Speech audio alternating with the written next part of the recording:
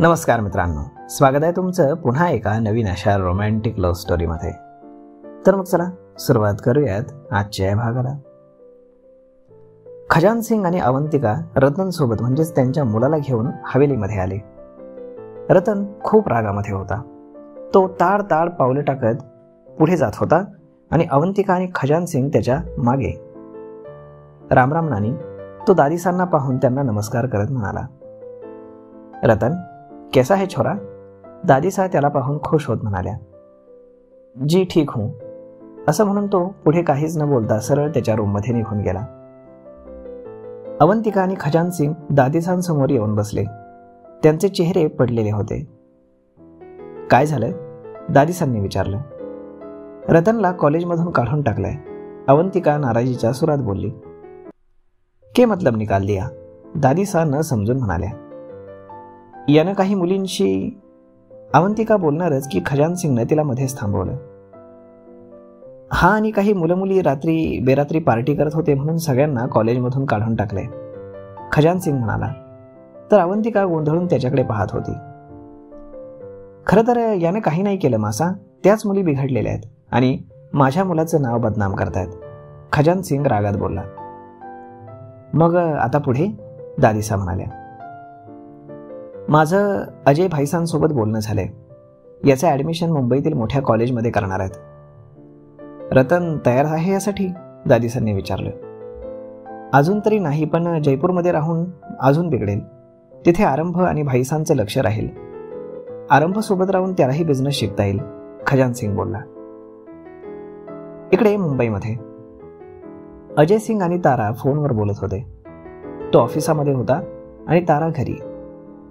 Hello तारा, बोला. रतन येणार आहे, त्याच्यासाठी एक रूम क्लीन करून घे. गेस्ट रूम आहे ना? ती नाक मोरडत बोलली. गेस्ट रूम दुसरं कोणी आलं तर लागणार नाही का? गेस्ट रूम नको, त्याला आरंभच्या बाजूची रूम दे.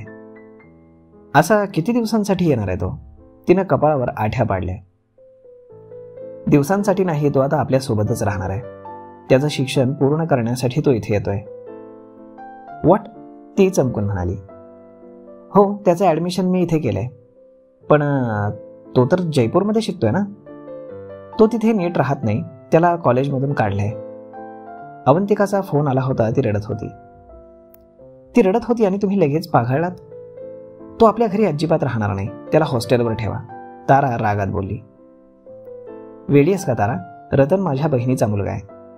आपलं एवढं मोठं घर असताना तो हॉस्टेलवर का राहील? अजय सिंग चिडून म्हणाले. मला ते काही माहीत नाही, तो आपल्यासोबत राहणार नाही बस. मी तुला परवानगी मागत नाहीये, सांगतोय तेवढं कर. असं आहे म्हणून अजय सिंगने रागातच फोन कट केला. Hello Ajay, hello. कट केला. हाऊ डेअर ही? ती रागानं बेडवरती फोन आपटत बोलली. हे घर आहे, धर्मशाळा आहे का? उठ सूट कुणालाही आश्रय द्यायला? एकतर त्या आरंभने डोक्याला ताप करून ठेवलाय, वरून ही पोरगी महिना झालं त्या शिमल्यात आहे, आणि हा रतन येतोय माझ्या डोक्यावरती नाचायला. काय काय विचार केला होता तसा अजिबात होत नाहीये. ती बडबडतच रूममधून बाहेर गेली. तुम्ही मासाला खोटं का सांगितलं? अवंतिका रूममध्ये येताच खजान सिंगवर चिडली. तुला काही अक्कल आहे का नाही? इथे मी आपल्या मुलाला या इस्टेटीमध्ये भागीदार बनवण्याचं स्वप्न पाहतोय आणि तू ते स्वप्न मोडायला निघालीस. एरवी तुझं डोकं बरं चालतं आणि आपल्या मुलाचा विचार करताना चालत नाही. आरंभ आणि अजयचं फारसं पटत नाही. रतन जर मुंबईला राहिला, अजयचा विश्वास त्याच्यावर बसला तर आपल्यासाठी खूप फायद्याचं आहे. अजयची मुलगी तन्वी आणि आपला रतन यांचं पुढे जाऊन लग्न होईल आणि आपला रतन या अजयच्या प्रॉपर्टीचा हकदार होईल. ती लंगडी माझ्या रतनची बायको? अजिबात नाही. मूर्ख आहेस का तू? एवढी श्रीमंत मुलगी रतनला भेटणार आहे का? उलट रतनने तिच्यासोबत लग्न केलं तर त्यांच्यावर ते हे आयुष्यभराचे उपकारच होतील. तसंही त्या मुलीला कोण करून घेणार आहे? अवंतिकाला त्याचं बोलणं पटत होतं. पैसा, प्रॉपर्टी पाहून तिच्याही मनामध्ये लालूच निर्माण झाली. म्हणजे बरंच झालं आपण त्याला इकडे घेऊन आलो, अवंतिका विचार करत बोलली. अगं, सोन्याहून पिवळं झालंय, फक्त हेच आता रतनच्या डोक्यात भरवावं लागेल. आत्ताच नको, त्याला आधी मुंबईला जाऊ द्या, पुढे मी आहेच. आता शोभतीयस माझी बायको, खजान सिंग तिच्या गळ्यामध्ये हात घालून बोलला. चला, तुमचं आपलं काहीतरीच. अवंतिका लाजून रूम बाहेर निघून गेली.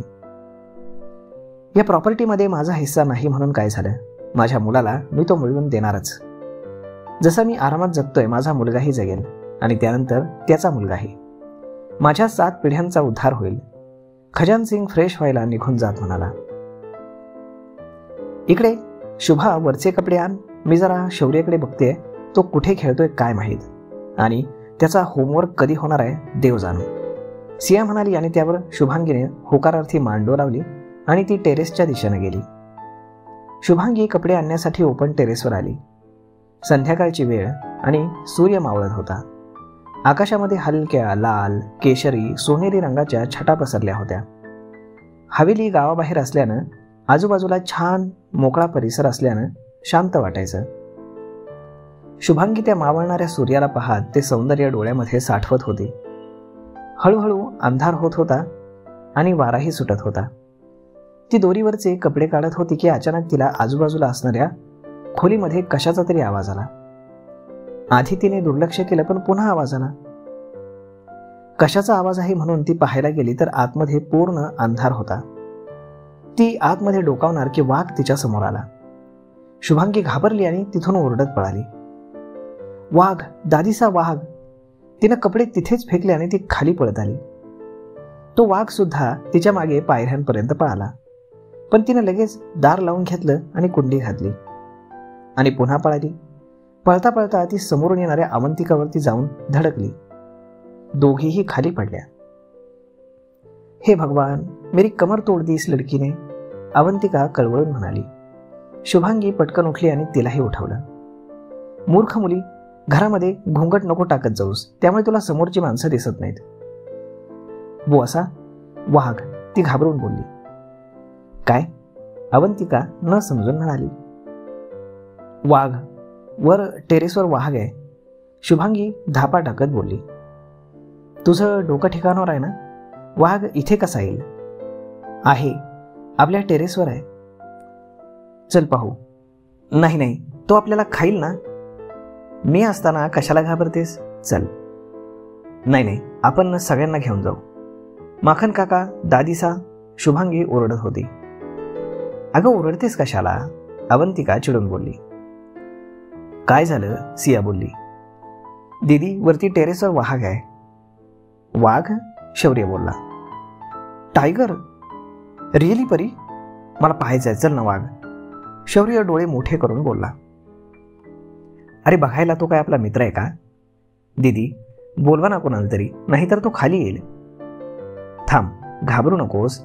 माखन काका. सिया तिची भीती पाहून गंभीर होत म्हणाली. जी हुकुम. माखन तिथे येत बोलला. गेटवरच्या माणसांना बोलवा, जरा टेरेसवरती काय आहे ते चेक करायचंय, सिया बोलली. जी हुकुम. माखन लगेच गेला आणि 4 माणसांना घेऊन आला.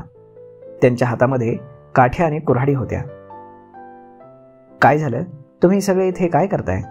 दादीचा सगळा गोंधळ पाहून म्हणाल्या. बडी दादी, आपल्या हवेलीमध्ये टायगर आलाय, शौर्य बोलला.